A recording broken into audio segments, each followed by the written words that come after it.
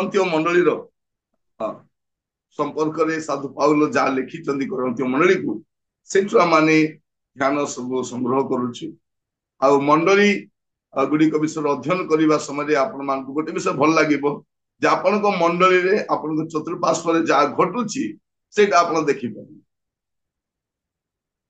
मंडली गोटे एका शत्रु भी गोटे शत्रु भी बदली ना मंडली भी बदली ना आउ से मस्तक भी बदली ना आम शरीर गुड़ाक जिते जन परिवर्तन मंडली सहित संयुक्त आज आम प्रथम करंती तार द्वितीय अध्याय आम देखा तार प्रसंग जगत क्रूसर वार्ता बा मंडली क्रूसर वार्ता आप जहाँ भी दे पारती जगत क्रूसर वार्ता बा मंडली क्रूसर वार्ता माने मंडली जानिबा दरकार क्रूस विषय आ क्रूस को जो माने ग्रहण करछन्ते सेमाने ही मंडली को आसितन आमे क्रूस को ग्रहण कला परे ही मंडली को आमे आसितन आ एई दुई अध्याय रे साधु पाउल क्रूस को व्याख्या करछन आमे जो माने यीशु को पछरे चलीबा आरंभ कलु आमे क्रूस बहन कला परे ही तांको पछरे चलीबा आरंभ तेणु क्रूस रही सरकार बदलू बदलू रूप भी बदली गला लोक मान नहीं गाँ लोक साही लोक परिवार लोक बंधुवर्ग समस्त एवं देखो आप सरकार चाकरी रे देखिए आपणकर पुराना विषय खोली खोली कि आप हैरान करेंगे जहाँ थी नथिबो सबू बाहर करेंगे कहीं आपण अन्य विषय हैरान करें आपणकर कौन से त्रुटि देखी पारे ना केवल से गोटे विषय को देखी आपण चाकरी क्षेत्र में इवेन आप छोटिया मोटा घर कम भी करुँच आपण मान मिल घरे पोषाव ना आमर कौन लोक ना प्लम्बर कम करने वायरिंग कम करने घर कम करने आम लोक मान दियो देखिए गुड़े स्थान में आप दुकान भी लोक किणवा आसबे ना ऑटो भी लोक चढ़े ना केते कौन घटवाई आगे आम भी सरकार बाछी ओडिशा रे कौन पाए भल कर यात्रा करती यात्रा अच्छी भल कर लोक मान परिस्थिति चाहे यात्रा कर तो एबे से गुड़ाक लोक मान आग्रह बेसी बढ़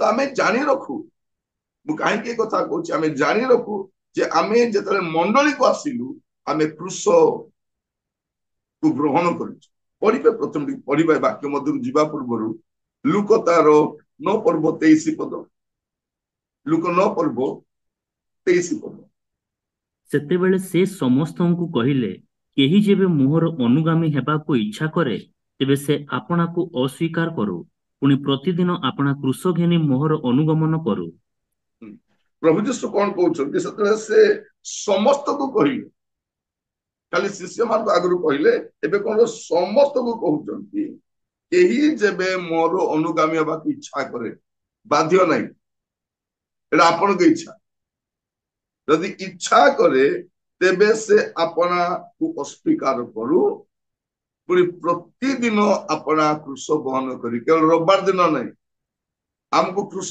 बहन कर आस बोला क्रूस पिंधिकी पलि आस विश्वासी माने सान सान क्रूस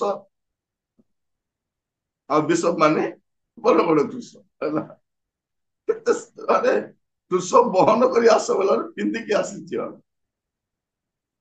आते बहन करने आवश्यक पड़ो क्रूस को पकेट रखी दे लुचाई दे जो कौ जगह क्रूस देखा से देखाइबे सब जगह देखाइबे पब्लिक जगह क्रूस देखाइबे कि नहीं बाड़ खाई हम से बेले बेले भौणी मान भी कहते हेलो तू सुनार क्रूस पिंधि देखे सावधान जानीदेवे ख्रीस्टियान से जगह देखिए क्रूस को भी लुचाई दब कहवाई चाहे जदि तुम्हें मोर पछरे आसीबो कौन करिवो क्रूस बहन करी आसीबो तुम्हें एटा समस्त को से कही आज आम 2 अध्याय रे ए जगत लोक क्रूस को बुझी पारिबे पे मूर्खता से किंतु आमे बुझी पारिबा तो एठी आमे देखिबा ଏଇ 2 ଅଧ୍ୟାୟରେ କୃଷର ମାହାତ୍ମ୍ୟକୁ ପାଉଲ କରନ୍ତୀୟ ମଣ୍ଡଳୀକୁ ବୁଝାଉଛନ୍ତି। କୃଷ ମାନେ କଣ ସେଇଟା ସେ କରନ୍ତୀୟ ମଣ୍ଡଳୀକୁ ବୁଝାଉଛି। କାହିଁକି କୃଷ ନାଇଁ ତ ଆଉ କିଛି ନାହିଁ। ଆମେ ସେ ଗୀତ ବେଳେ ବେଳେ ଗାଉ, କୃଷ ବିନା ମୁଁ ହେବି ପଥହରା, କୃଷ ବିନା ମୁଁ ହେବି ପଥହରା। ଆମେ ବି ଗାଉ ସେ ଗୀତ, ମୁଁ ଆସିଛି କୃଷ ତଳେ। ମୁଁ କାହା ତଳକୁ ଆସିଛି? କୃଷ ତଳକୁ ଆସିଛି। ଆମକୁ ସଣ୍ଡେ ସ୍କୁଲରେ ଶିଖା ହେଇଥିଲା, ଯେତେବେଳେ ଆମେ ବିବିଏସ୍ ଯାଉଥିଲୁ, ସେ ଗୀତଟା, ଯେ କୃଷରେ ମଲେ ମୁଁ ତାଙ୍କୁ ପ୍ରେମ କରିବି, ନାଚି ନାଚି ତାଙ୍କ ପ୍ରଶଂସା ଗୀତ ଗାଇବି। ଯେ କୃଷରେ ମଲେ ମୁଁ ତାଙ୍କୁ ପ୍ରେମ କରିବି, ନାଚି ନାଚି ତାଙ୍କ ଯେ କୃଷରେ ଯେ ମରିଛନ୍ତି ତାଙ୍କ ପାଇଁ ମୁଁ ନା ତାପରେ ହାଟରେ ବଜାରରେ ଗାଁରେ ମୁଁ ବୁଲି ବୁଲି ପ୍ରଚାର କରିବି, ଯେ କୃଷରେ ମଲେ ମୁଁ ତାଙ୍କୁ ପ୍ରେମ କରିବି। ମାନଙ୍କର କୃଷ ରହିଥିବ। ମୁଁ ଏଇଟା ଗୋଟେ 4 ବର୍ଷ ହେଲା ଲୋକମାନଙ୍କୁ କହୁଛି, ରେଡିରେ ଥାଅ ଦେଖ କୃଷ ଆସୁଛି। ଲୋକମାନଙ୍କୁ ତ ସେତେବେଳେ ଏ ଭାବବାନର ଭୂତ ଧରିଥିଲା, ଆଶୀର୍ବାଦର ଭୂତ ଧରିଥିଲା। କହିଲି ଇଏ ଗୋଟେ କଣ ଆସିକି ଖାଲି ଦୁଃଖ କଷ୍ଟ ସମସ୍ୟା ନିନ୍ଦା ଆକା ଖାଲି କହୁଛି, ଏଇଟା ଗୋଟେ କଥା। ଏବେ ବୁଝୁଛନ୍ତି ଯେ ସେଇ କଥା। ଅନେକ ଲୋକ ଫୋନ କରି କହୁଛନ୍ତି, ଭାଇ ଆପଣ ଯାହା କହୁଥିଲେ ସତମ, ମୁଁ ବାଇବଲର କଥା କହୁଥିଲି, ଭ୍ରମିତ କରିବା ପାଇଁ ନାହିଁ। ଆଜି ନହେଲେ କାଲି ଗୁରି ଗୁରି କୃଷ ଆସିବ। 2 ଦିନ କୃଷ ନ ଆସିଲେ ହାଲକା ବୋଲି ଭାବନ୍ତୁ ନାହିଁ। କୃଷ ଯଦି ନାହିଁ ଆପଣ ଲକ୍ଷ୍ୟଚ୍ୟୁତ ହେଇଯିବେ। ତମେ ପଢିବା ସେଇ ପ୍ରଥମ କରନ୍ତୀୟ 2 ପର୍ବ ପ୍ରଥମ 6 ପଦ ପଢିବା।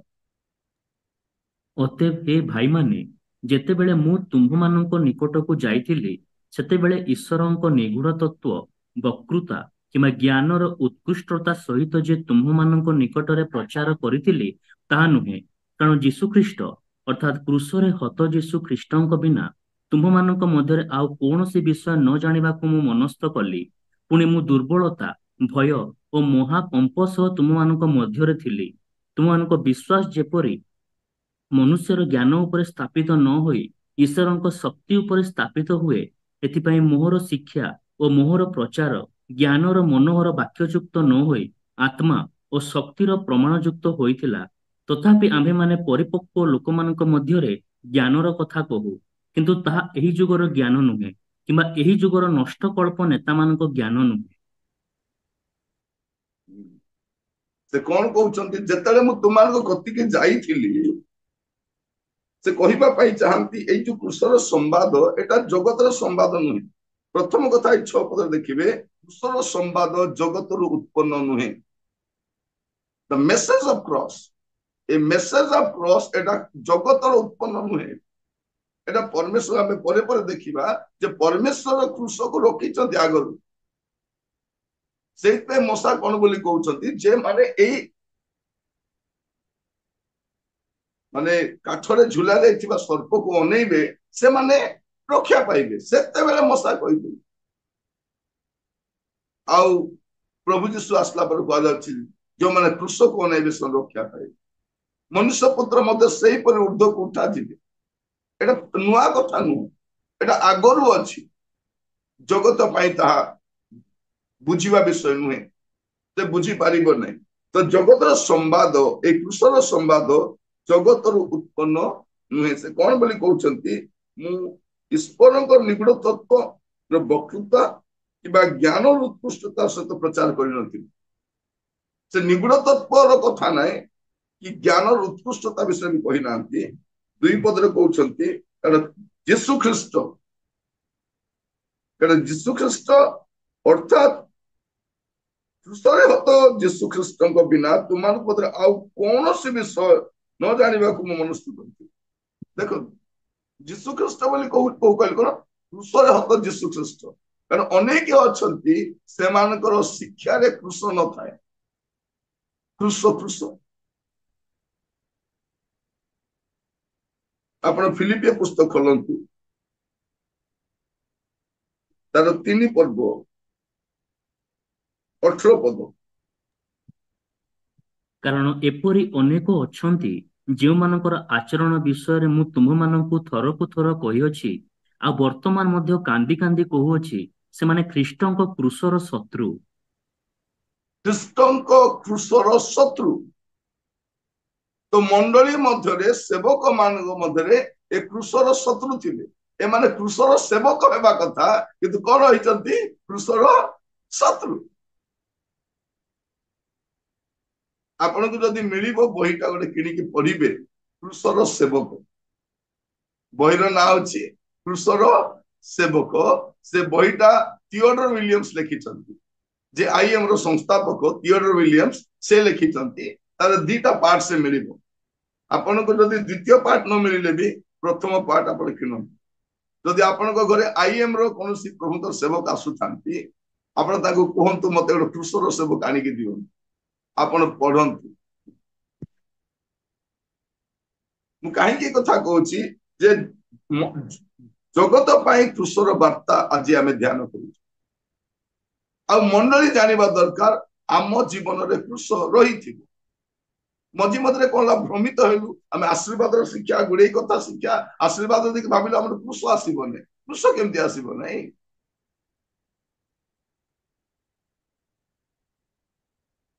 ସେ କଣ କହୁଛନ୍ତି? ଯୀଶୁ ଖ୍ରୀଷ୍ଟ ଅର୍ଥାତ କ୍ରୁଶରେ ହତ ଯୀଶୁ ଖ୍ରୀଷ୍ଟଙ୍କ ବିନା ତୁମମାନଙ୍କ ମଧ୍ୟରେ ଆଉ କୌଣସି ବିଷୟ ଜାଣିବାକୁ ମନସ୍ଥ କରିନଥିଲି। କୌଣସି ବିଷୟ।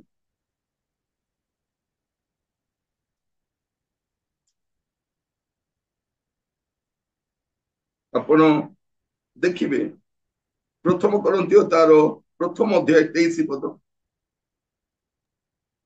କିନ୍ତୁ ଆମ୍ଭେମାନେ କ୍ରୁଶରେ ହତ ଖ୍ରୀଷ୍ଟଙ୍କୁ ପ୍ରଚାର କରୁ, ସେ ଜିହୁଦୀ ମାନଙ୍କ ନିମନ୍ତେ ବିଘ୍ନ ସ୍ୱରୂପ ଓ ବିଜାତି ମାନଙ୍କ ନିମନ୍ତେ ମୂର୍ଖତା ସ୍ୱରୂପ। କଣ କହୁଛନ୍ତି? ଆମ୍ଭେମାନେ କ୍ରୁଶରେ ହତ ଖ୍ରୀଷ୍ଟଙ୍କୁ ପ୍ରଚାର କରୁ। We preach the Christ crucified। ଯେ କ୍ରୁଶରେ ହତ ହୋଇଥିଲେ ସେଇ ଖ୍ରୀଷ୍ଟଙ୍କୁ ଆମେ ପ୍ରଚାର କରୁ। କିନ୍ତୁ କଣ, ଏଇଟା ଜିହୁଦୀ ମାନଙ୍କ ପାଇଁ ବିଘ୍ନ ଆଉ ବିଜାତି ମାନଙ୍କ ପାଇଁ ମୂର୍ଖତା। ମଝିରେ ଜଣେ ମିଡିଆରେ କହୁଥିଲେ ଆମକୁ ସେମିତି ଭଗବାନ ଦରକାର ନାହିଁ ଯେ କ୍ରୁଶରେ ହତ ହେଇକରି ନିଜକୁ ରକ୍ଷା କରିପାରୁନାହାନ୍ତି। ଯେ ନିଜକୁ ରକ୍ଷା କରିପାରୁନାହାନ୍ତି, ସେ ଆମକୁ କେମିତି ରକ୍ଷା କରିବେ? ମୂର୍ଖତା। ବୁଝି ନାହାନ୍ତି ଏମାନେ। ଖ୍ରୀଷ୍ଟ କାହିଁକି କ୍ରୁଶରେ ମଲେ ବୁଝି ନାହାନ୍ତି। ଭାବୁଛନ୍ତି ଦୁର୍ବଳ ଖ୍ରୀଷ୍ଟ। ଟିକେ ଅପେକ୍ଷା କର, ଦ୍ୱିତୀୟ ଆଗମନ ହେଲେ ଜଣା ପଡିବ ଖ୍ରୀଷ୍ଟ କିଏ। ସେତେବେଳକୁ ସବୁ କୁଆଡେ ଥିବ ଜଣା ପଡୁନି। ପ୍ରିୟ ଭାଇ ଭଉଣୀ ମାନେ, ଆଶ୍ଚର୍ଯ୍ୟ ଲାଗୁଛି। ଆଜିର ସମୟରେ ପରିସ୍ଥିତି ବଦଳିଛି। ଏମିତିକା ସମୟରେ ପ୍ରଭୁ ଆମମାନଙ୍କୁ ଏଇ ଅଧ୍ୟାୟଟି ଅଧ୍ୟୟନ କରିବା ପାଇଁ ଦଉଛନ୍ତି। କଲୋସ୍ୟ ତାର 2 ପର୍ବ 14-15 ଟିକେ ଦେଖିବେ। କଲୋସ୍ୟ 2:14-15। ପୁଣି ବିଧିବିଧାନରେ ଆମ୍ଭମାନଙ୍କ ବିରୁଦ୍ଧରେ ଯେଉଁ ଅଭିଯୋଗ ପତ୍ର ଥିଲା, ତାହା ସେ ଲୋପ କରି କ୍ରୁଶରେ ଟଙ୍ଗାଇ ଦେଇ ଆମ୍ଭମାନଙ୍କ ପଥରୁ ଦୂର କରି ଦେଇଅଛନ୍ତି। ସମସ୍ତ ଆଧିପତ୍ୟ ଓ କର୍ତ୍ତାପଣର ଅସ୍ତ୍ରଶସ୍ତ୍ର ଛଡାଇ ପ୍ରକାଶରେ ସେମାନଙ୍କ ପ୍ରଦର୍ଶନ ପୂର୍ବକ କ୍ରୁଶରେ ବିଜୟ ଯାତ୍ରା କରିଅଛନ୍ତି। ପ୍ରଭୁ ଯୀଶୁ ଖ୍ରୀଷ୍ଟ କ୍ରୁଶରେ ପରାଜିତ ଯାତ୍ରା କରିନାହାନ୍ତି। ଆପଣ କ୍ରୁଶରେ ଗୋଟେ ପରାଜିତ ଖ୍ରୀଷ୍ଟକୁ ଦେଖିବେନି, ଗୋଟେ ବିଜୟୀ ଖ୍ରୀଷ୍ଟକୁ ଦେଖିବେ। ବିଜୟୀ ଖ୍ରୀଷ୍ଟ। ଜଗତ ପାଇଁ ମୂର୍ଖତା ହେଇପାରେ, କିନ୍ତୁ ଆମ ପାଇଁ ଶକ୍ତି ଅଟେ। ଆମେ ଯଦି କ୍ରୁଶକୁ ଅନାଉ, ଆମର ସବୁ ଦୁଃଖ ଦୂର ହେଇଯାଏ। ଆମେ ସାନ୍ତ୍ୱନା ପାଇଯାଉ, ଆମେ ଶକ୍ତି ପାଇଯାଉ। ଆମର ପାଇଁ ପାୱାର ହାଉସ ଅଟେ। ପ୍ରଭୁ ଯୀଶୁ ଖ୍ରୀଷ୍ଟ କ୍ରୁଶରେ ବିଜୟୀ ଯାତ୍ରା କରିଛନ୍ତି। ତେଣୁ ମଣ୍ଡଳୀର ଚକ୍ଷୁ ଆଗରେ କ୍ରୁଶ ରହିବା ଦରକାର। ଯଦି ଆପଣ ଦେଖିବେ ଗାଲାତୀୟ ତାର 3 ପର୍ବ 1 ପଦ। ଏ ନିର୍বোଧ ଗାଲାତୀୟ ମାନେ, କିଏ ତୁମମାନଙ୍କୁ ମୋହିତ କଲା? ତୁମମାନଙ୍କ ଚକ୍ଷୁ ସମ୍ମୁଖରେ ତ କ୍ରୁଶରେ ହତ ଯୀଶୁଖ୍ରୀଷ୍ଟଙ୍କ ଚିତ୍ର ଅଙ୍କିତ ହୋଇଥିଲା। ଏବେ ଏ ମୋହିତ କରିବା ଲୋକମାନଙ୍କୁ ଭ୍ରମିତ କରୁଛନ୍ତି। ପ୍ରଥମରେ ମୋହିତ ହେବେ, ତାପରେ ଭ୍ରମିତ ହେବେ, ନହେଲେ ଭ୍ରମିତ ହେଲା ପରେ ମୋହିତ ହେବେ। ଏ କୃଷରେ ହତ ଖ୍ରୀଷ୍ଟ ରହିବା ଦରକାର। ଏବେ ଲୋକମାନେ କଣ କହୁଛନ୍ତି, ମୁଁ ଭାବବାଦୀ ବୋଲି କହୁଛନ୍ତି। ଭାବବାଦୀ ବୋଲି ପ୍ରମାଣ ଦେବା ପାଇଁ ପଡୁଛି। କିନ୍ତୁ ମଶା ଜଣେ ଭାବବାଦୀ, ସେ କୋଉ ବିଷୟରେ କହୁଥିଲେ, ଯେ କୃଷରେ ହତ ଯୀଶୁଙ୍କ କଥାକୁ ସେ କହୁଥିଲେ। କୃଷ କଷ୍ଟ ଥିବ। ଆପଣ ବାଇବଲ ସାରା ଦେଖିବେ ଭାବବାଦୀ ମାନେ ସେମାନେ ଦୁଃଖ ପାଇଛନ୍ତି ଆଉ ଦୁଃଖ ବିଷୟରେ କହିଛନ୍ତି। ଦୁଃଖ ବିଷୟରେ କହିଛନ୍ତି। ପ୍ରଭୁ ଆମମାନଙ୍କୁ ଅନୁଗ୍ରହ କରନ୍ତୁ ଏଇ ଦିନ ମାନଙ୍କରେ ଏ କୃଷ ଠାରୁ ଯେପରି ଆମେ ଭ୍ରମିତ ହୋଇ ଦୂରକୁ ନ ଯାଉ, କୃଷରୁ ଦୂରକୁ ଆମେ ନ ଯାଉ। ଆପଣ ଦେଖିବେ ପଦ ଟିକେ ପଢିବା, ଯାକୁବ ତାର 5 ପର୍ବ ତାର 10 ପଦ, ଯାକୁବ 5 ତାର 10। ଏ ଭାଇମାନେ, ଯେଉଁ ଭାବବାଦୀମାନେ ପ୍ରଭୁଙ୍କ ନାମରେ କଥା କହିଥିଲେ, ସେମାନଙ୍କୁ କ୍ଲେଶ ଭୋଗ ଓ ଧୈର୍ଯ୍ୟର ଦୃଷ୍ଟାନ୍ତ ସ୍ୱରୂପେ ଗ୍ରହଣ କର। ଭାବବାଦୀ ମାନେ କିଏ? ଯେଉଁମାନେ କ୍ଲେଶ ଭୋଗ ଆଉ ଧୈର୍ଯ୍ୟ ଏ ଦିଟା ବିଷୟ ଥିବ। ଭାବବାଦୀ ମାନେ ସୁଟ ବୁଟ ଧରି ଦାମିକା କଷ୍ଟଲି ଗାଡିରେ ଚଢିବା ବା ଉତ୍ତମ ପୋଷାକ ପରିଧାନ କରିବା ବା ଜଗତରେ ଆରାମରେ ରହିବା ଲୋକ, ଏମାନଙ୍କୁ ପ୍ରଫେଟ ବୋଲି କୁହାଯାଏନି। ସେଇ ପ୍ରଫେଟ ମାନଙ୍କୁ ଦେଖ ଯେଉଁମାନେ ଦୁଃଖ ଭୋଗ, କ୍ଲେଶ ଭୋଗ ଆଉ ଧୈର୍ଯ୍ୟ ଗତି କରିବେ, ସେମାନଙ୍କୁ ତୁମେ ଦେଖ। ଆଉ ଦେଖିବେ ଆପଣ ମାନେ ଗାଲାତ୍ୟ ମଣ୍ଡଳୀ, କାହିଁକି ମୁଁ କହୁଛି ଯେ ମଣ୍ଡଳୀ କୃଷକୁ ବୁଝିବା ଦରକାର। କାଲି ମୁଁ ଗୋଟେ ଦୋକାନରେ ଯାଇଥିଲି, ଗୋଟେ କୃଷର ଦାମ ଥିଲା 3500 ଟଙ୍କା, ଏଟା ଘରେ ଝୁଲେଇବା। ମୁଁ ଭାବିଲି ନାଇଁ ଆମ ଘରେ ବି ଗୋଟେ କୃଷଟା ଲଗେଇଥିବା ବୋଲି କାଲି ଭାବୁଥିଲି। ତ ଗଲା ବେଳକୁ ଦେଖିଲା ବେଳକୁ 3500 ଟଙ୍କା କୃଷ। ମୁଁ କହିଲି ନାଇଁ ନାଇଁ ପଳେଇ ଆସିବା, ସେ କୃଷ ମୋର ଜୀବନରେ ଥିଲେ ଯଥେଷ୍ଟ, କାନ୍ଥରେ ନଥିଲେ ନାଇଁ ବୋଲି। କହିବା ପାଇଁ ଚାହେଁ, ପଢିବେ ଏଇ ଗାଲାତ୍ୟ ତାର 2 ପର୍ବ 20 ପଦ, ଗାଲାତ୍ୟ 2 ପର୍ବ 20 ପଦ। ମୁଁ ଖ୍ରୀଷ୍ଟଙ୍କ ସହିତ କ୍ରୁଶରେ ହତ ହୋଇଅଛି, ମୁଁ ଆଉ ଜୀବିତ ନୁହେଁ, ମାତ୍ର ଖ୍ରୀଷ୍ଟ ମୋ ଠାରେ ଜୀବିତ ଅଛନ୍ତି। ପୁଣି ମୁଁ ଶରୀରରେ ଥାଇ ବର୍ତ୍ତମାନ ଯେଉଁ ଜୀବନ ଯାପନ କରୁଅଛି, ତାହା ବିଶ୍ୱାସରେ, ଅର୍ଥାତ୍ ଈଶ୍ୱରଙ୍କ ଯେଉଁ ପୁତ୍ର ମତେ ପ୍ରେମ କରି ମୋ ନିମନ୍ତେ ଆପଣଙ୍କୁ ଉତ୍ସର୍ଗ କଲେ, ତାହାଙ୍କଠାରେ ବିଶ୍ୱାସ କରି ଯାପନ କରୁଅଛି। ସେ କଣ କହୁଛନ୍ତି? ମୁଁ ଖ୍ରୀଷ୍ଟଙ୍କ ସହିତ କ୍ରୁଶରେ ହତ ହୋଇଅଛି। ଏ ମଣ୍ଡଳୀକୁ ଲେଖିବା କି ଦରକାର? ଏଗୁଡାକ ମଣ୍ଡଳୀ ଜାଣିବା ଦରକାର ଯେ କୃଷ ବିନା ଆମର ପରିଚୟ ନାହିଁ।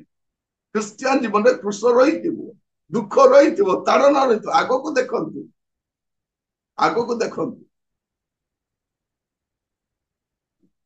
ଖ୍ରୀଷ୍ଟିଆନ ଲୋକମାନଙ୍କୁ ଚାଉଳ ବି ମିଳିବ କି ନାହିଁ ଦେଖନ୍ତୁ, ପାଣି ମିଳିବ ନା ନାହିଁ, କରେଣ୍ଟ ମିଳିବ ନା ନାହିଁ, ଗାଁରେ ରହିବେ ନା ନାହିଁ, ଚାକିରିରେ ରହିବେ ନା ନାହିଁ, ପିଲା ସ୍କୁଲ ଯିବେ ନା ନାହିଁ, ଦେଖନ୍ତୁ କଣ କଣ ହେବା ପାଇଁ ଯାଉଛି।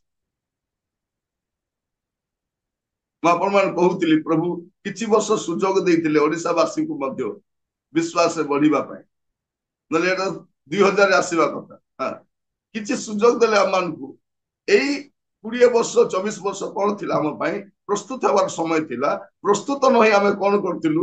ଆଶୀର୍ବାଦର ଶିକ୍ଷା ଗ୍ରହଣ କରୁଥିଲୁ। ଏବେ ଆମେ ବୁଝିପାରୁଛୁ, ଯଦି ଏବେ ବି ଆମର ମଣ୍ଡଳୀକୁ ସଜାଗ କରିବା ନାହିଁ, ଆଗାମୀ ଦିନ ମାନଙ୍କରେ ଆମର ମଣ୍ଡଳୀର ଅବସ୍ଥା କଣ ହବ? ଆଜିର ପ୍ରସଙ୍ଗ ହଉଛି ମଣ୍ଡଳୀ ପାଇଁ କୃଷର ବାର୍ତ୍ତା ବା ଜଗତ ପାଇଁ କୃଷର ବାର୍ତ୍ତା। ଆପଣ ଦେଖିବେ ସେଇ ଗାଲାତ୍ୟ 6 ପର୍ବ 14 ପଦ। କିନ୍ତୁ ଆମ୍ଭମାନଙ୍କ ପ୍ରଭୁ ଯୀଶୁ ଖ୍ରୀଷ୍ଟଙ୍କର କ୍ରୁଶ ବ୍ୟତୀତ ଆଉ କାହିଁରେ ଦର୍ପ କରିବା ମୋ ଠାରୁ ଦୂରେ ଥାଉ। ତାହାଙ୍କ ଦ୍ୱାରା ଜଗତ ମୋ ପ୍ରତି ଓ ମୁଁ ଜଗତ ପ୍ରତି କ୍ରୁଶରେ ହତ ହୋଇଅଛି। ପାଉଲ କଣ କହୁଛନ୍ତି? ଆମ୍ଭମାନଙ୍କ ପ୍ରଭୁ ଯୀଶୁ ଖ୍ରୀଷ୍ଟଙ୍କ କ୍ରୁଶ ବ୍ୟତୀତ ଆଉ କାହିଁରେ ଦର୍ପ କରିବା ମୋ ଠାରୁ ଦୂରରେ ଥାଉ। ପ୍ରଭୁ ଆମମାନଙ୍କୁ ଅନୁଗ୍ରହ କରନ୍ତୁ। ଆମର ଦର୍ପର କେନ୍ଦ୍ର କଣ? ଆମର ଭଲ ଘର ଅଛି ବୋଲି ଦର୍ପ ନାହିଁ। ମୁଁ କୃଷରେ ହତ ଯୀଶୁଙ୍କୁ ଗ୍ରହଣ କରିଛି ଆଉ ମୋର ଜୀବନରେ କୃଷ ଅଛି ବୋଲି ଦର୍ପ କରୁଛି। ଆମେ ଲୁଥରାନ ସମ୍ପ୍ରଦାୟରୁ ଆସିଛୁ। ଯେତେବେଳେ ଛୋଟ ଶିଶୁକୁ ଉତ୍ସର୍ଗ କରାଯାଏ, କଣ କରନ୍ତି? ସାନ ଛୁଆରେ କିଛି ଜାଣିନାହିଁ, କୃଷର ଚିହ୍ନ ଗ୍ରହଣ କର ବୋଲି କୁହନ୍ତି। ସେମାନେ ଲୁଥରାନ ସମ୍ପ୍ରଦାୟରୁ ଆସିଥିବେ, ସେମାନେ ଜାଣିଥିବେ। କଣ କୁହନ୍ତି? ପିଲାର ଏଇ ମସ୍ତକରେ ମଥାରେ କଣ କରନ୍ତି, ଗୋଟେ କୃଷର ଚିହ୍ନ ଦିଅନ୍ତି। ସାନ ଶିଶୁକୁ ଉତ୍ସର୍ଗ କଲେ କଣ କହନ୍ତି, କୃଷର ଚିହ୍ନ ଗ୍ରହଣ କର। ମାନେ ସାନ ଶିଶୁ ଜାଣି ନାହିଁ କିଛି, ତାକୁ ମଧ୍ୟ କୃଷର ଚିହ୍ନ ଦିଅନ୍ତି। ଜାଣି ରଖିଥାଉ, କୃଷ ଆମର ଜୀବନର ଅଭିନ୍ନ ଅଙ୍ଗ ଅଟେ, ଅଭିନ୍ନ ଅଙ୍ଗ ଅଟେ। ଆମେ ଦେଖିଲୁ ଏଇ କୃଷର ସମ୍ବାଦ ଜଗତରୁ ଉତ୍ପନ୍ନ ନୁହେଁ, ପ୍ରଥମ 6 ପଦ।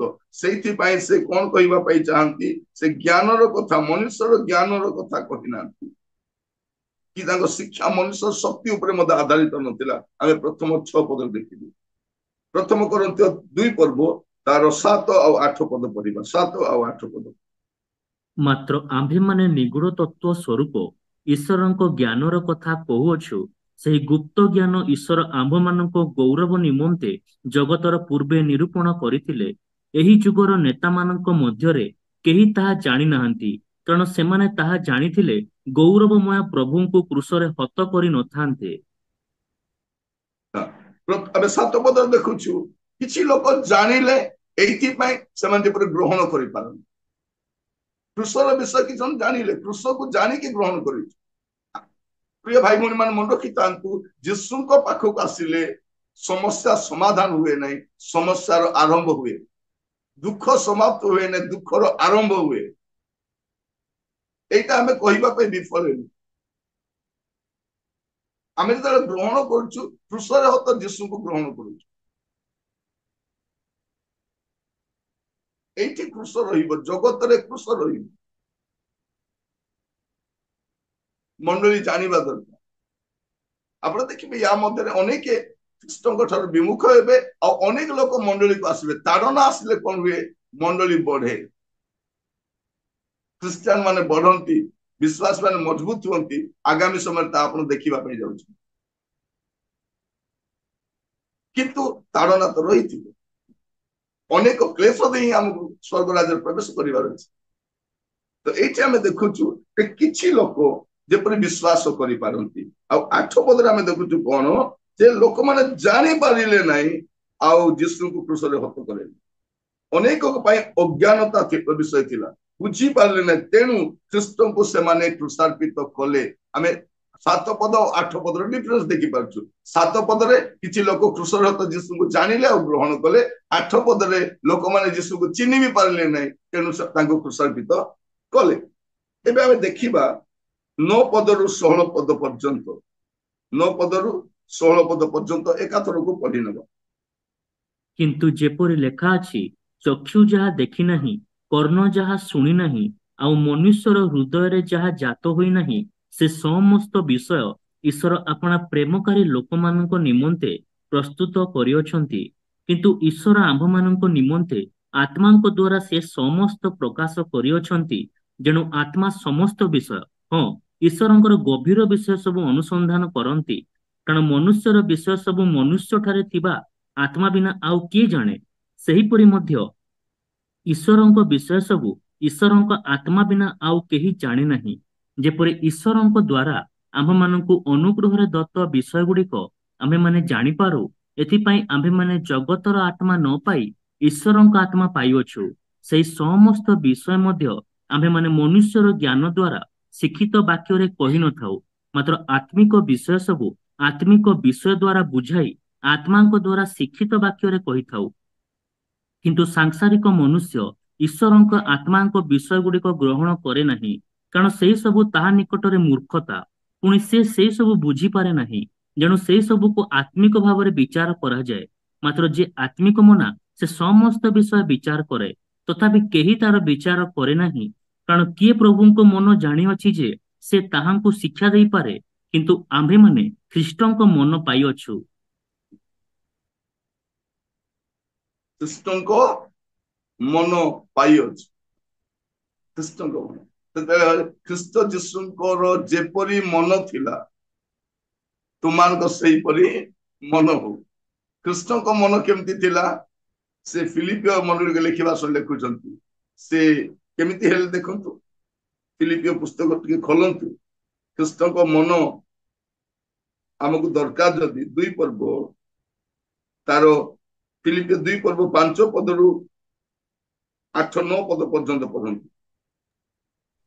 ଖ୍ରୀଷ୍ଟ ଯୀଶୁଙ୍କର ଯେପରି ମନ ଥିଲା ତୁମ୍ଭମାନଙ୍କର ସେହିପରି ମନ ହେଉ। ସେ ଈଶ୍ୱର ରୂପୀ ହେଲେ ହେଁ ଈଶ୍ୱରଙ୍କ ସହିତ ସମାନ ହୋଇ ରହିବା ନିଜ ନିମନ୍ତେ ଧରି ରଖିବାର ବିଷୟ ମନେ କଲେ ନାହିଁ, କିନ୍ତୁ ମନୁଷ୍ୟ ସଦୃଶ୍ୟ ହୋଇ ଦାସ ରୂପ ଧାରଣ କରି ଆପଣଙ୍କୁ ଶୂନ୍ୟ କଲେ। ପୁଣି ମନୁଷ୍ୟ ଭାବରେ ଦେଖାଯାଇ ମୃତ୍ୟୁ ପର୍ଯ୍ୟନ୍ତ, ହଁ କ୍ରୁଶୀୟ ମୃତ୍ୟୁ ପର୍ଯ୍ୟନ୍ତ ଆଜ୍ଞାବହ ହୋଇ ଆପଣଙ୍କୁ ଅବନତ କଲେ। ଏହି କାରଣରୁ ଈଶ୍ୱର ତାହାଙ୍କୁ ଅତିଶୟ ଉନ୍ନତ କରିଅଛନ୍ତି, ପୁଣି ସମସ୍ତ ନାମ ଅପେକ୍ଷା ସର୍ବୋତ୍କୃଷ୍ଟ ନାମ ତାହାଙ୍କୁ ପ୍ରଦାନ କରିଅଛନ୍ତି।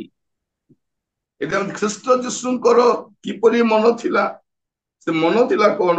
ସେ ଈଶ୍ୱର ରୂପୀ ହେଲେ ହେଁ ସେ ଈଶ୍ୱର ଅଟନ୍ତି, କିନ୍ତୁ ଈଶ୍ୱର ରହିବା ପାଇଁ ଇଚ୍ଛା କଲେ ନାହିଁ। ସେ ଈଶ୍ୱର ସହିତ ସମାନ ରହିଲେ ନାହିଁ, ଗୋଟେ ଷ୍ଟେପ ଡାଉନ ଆସିଲେ। ତାପରେ କଣ ହେଲେ? ମନୁଷ୍ୟ ହେଲେ, ତାପରେ ଦାସ ହେଲେ, ତାପରେ କୃଷିୟ ମୃତ୍ୟୁ, ତାପରେ ମୃତ୍ୟୁ ପର୍ଯ୍ୟନ୍ତ ରାଜି ହେଲେ। ସେ ମୃତ୍ୟୁ ମଧ୍ୟ କୃଷିୟ ମୃତ୍ୟୁ ପର୍ଯ୍ୟନ୍ତ। এইটা ମନ। ଯୀଶୁଙ୍କ ପାଖରେ ଆସିଲେ ଅଧିକାର ଜଗତରେ ମିଳେ ନାହିଁ, ଅଧିକାର ସବୁ ଛାଡିବା ପାଇଁ ପଡେ, ସବୁ ଛାଡିକି ଆସିବାର ଅଛି। ଶିଷ୍ୟମାନେ କହିଲେ, ପ୍ରଭୁ ଆମେ ସବୁ ଛାଡିକି ଆସିଛୁ, କଣ ମିଳିବ?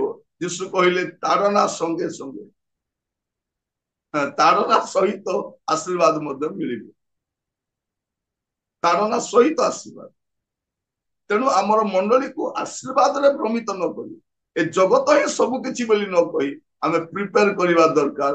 ଜଗତରେ ତାରନା ଅଛି, ଆପଣ କଣ କରିବା ଅଛି? ଆପଣଙ୍କର ଘରର କାନ୍ଥରେ ଲେଖି ଦେଇଥିବାର ଅଛି, persecution is coming soon ବୋଲି। କଣ coming soon? କଣ? ତାରନା coming soon ଆସୁଛି, ଅତି ଶୀଘ୍ର ମୁକ୍ତି ଲାଭ କରୁଅଛି ଖ୍ରୀଷ୍ଟିଆନ ମାନଙ୍କ ନିମନ୍ତେ। ତାରନା ତାରନା ତାରନା ବୋଲିକି କହିବାର ଅଛି। କହିବା ପାଇଁ ଚାहे ଆପଣ ମାନଙ୍କୁ ପ୍ରସ୍ତୁତ ରୁହନ୍ତୁ, କାରଣ କ୍ରୁଶ ଆମ ପାଇଁ ଲଜ୍ଜାର ବିଷୟ ନୁହେଁ, ଆମ ପାଇଁ ଦର୍ପର ବିଷୟ ଅଟେ।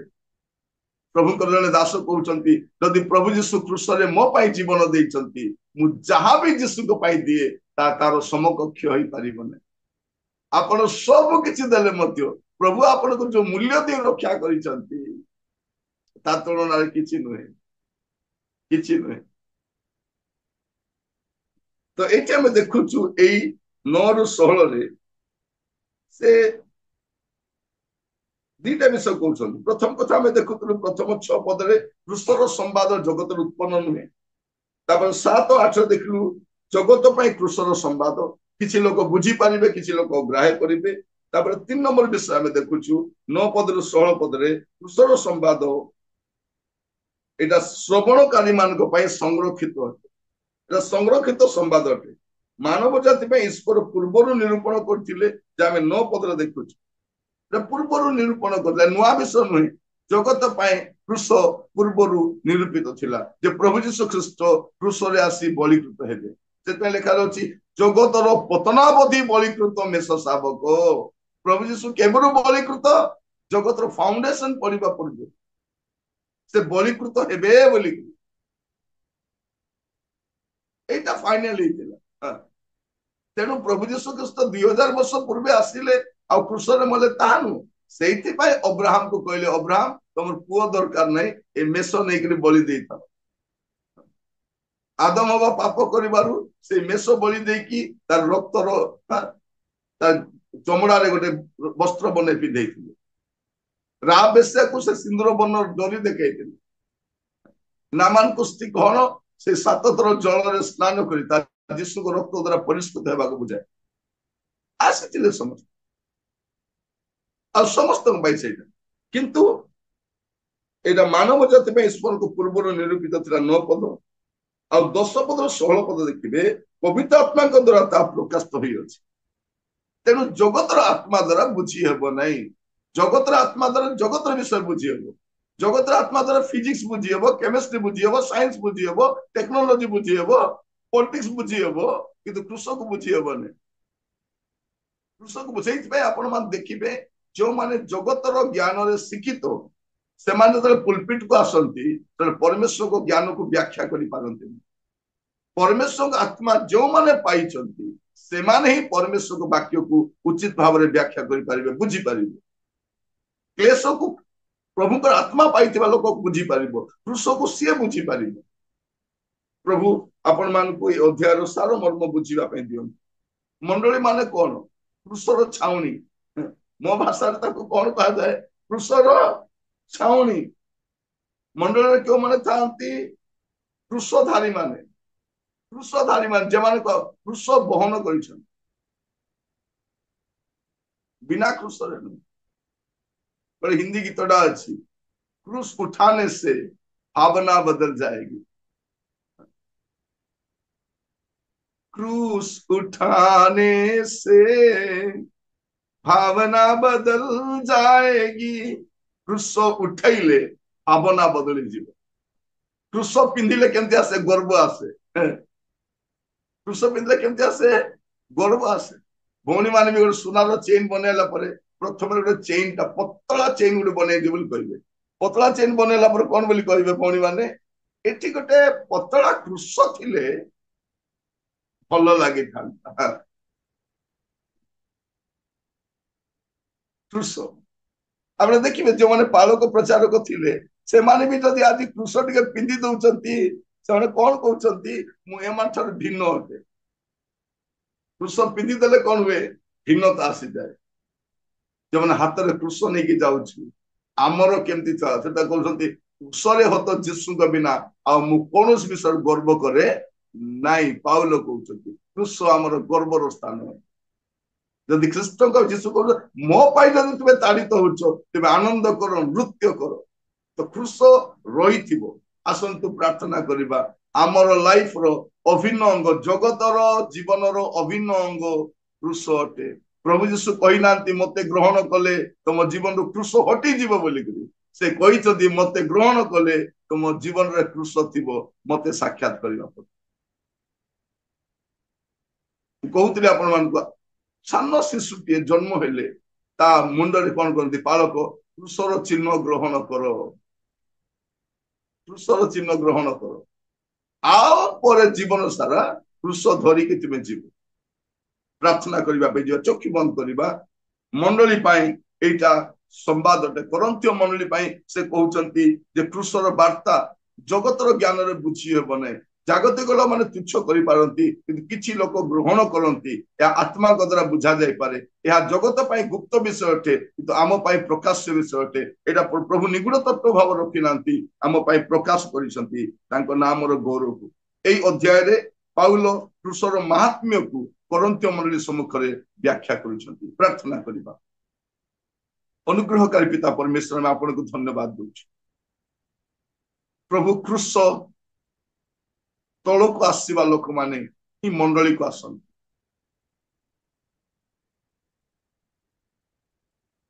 मंडली ऊपर गोटे क्रूसर चिन्ह देखी लोक भावुचंती या चिन्ह बोली किंतु यह प्रकाश करे मंडली भितर जो माने प्रवेश करूचंती समान को जीवन में क्रूस रही थिबो आमान को जगतर जीवन रो यह अभिन्न अंगटे बुझीबा पई सहायता करो आगामी समय रे परिवार मंडली अनुष्ठान प्रत्येक ख्रीष्ट विश्वासी मान जीवन में जो ताड़ना आसब से समय प्रभु क्रूस को देखी क्रूस हत जीशु को लक्ष्य कर आग को बढ़िया साहाय्य कर जहाद्वारा से भ्रमित हेबे ना पथभ्रष्ट हेबे ना अब प्रत्येक को अनुग्रह कर वाक्य द्वारा कथा धन्यवाद जीशु को प्रिय नाम रे मांगिलु राजा आमीन आमेन आमेन आसंतु आमाने से आशीर्वाद ग्रहण